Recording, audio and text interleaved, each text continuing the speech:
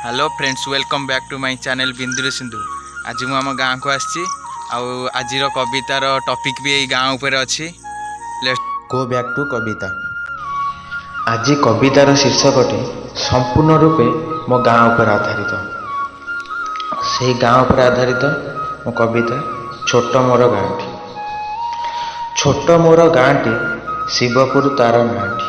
छोट मोर गाँटी शिवपुर तार नाँटी। सहर रे मु रहुची सिना गाँ को जे भूली नाइटी।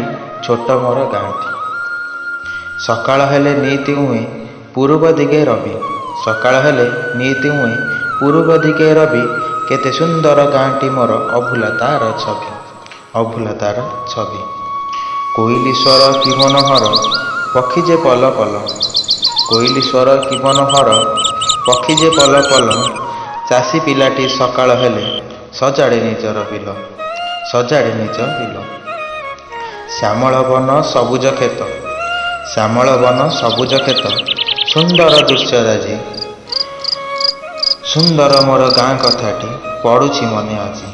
पड़ुछि मने आजी। धनी गरीबों को प्रेम डोरी बांधी रखिछि मन। धनी गरीबों को प्रेम डोरी बांधी रखिछि मन। पर्वपर्वाणी रे एकाठी हो गाँर सबु जन। गाँर सबु जन। महापरी मोर किए से हेब सेही जे मोर जन्मभूमि। महापरी मोर किए से हेब सेही जे मोर जन्मभूमि। ताहारी कोले छोटरू बड़ होइछि जे मु आजी। छोट मोर गाँटी शिवपुर तार नाँटी।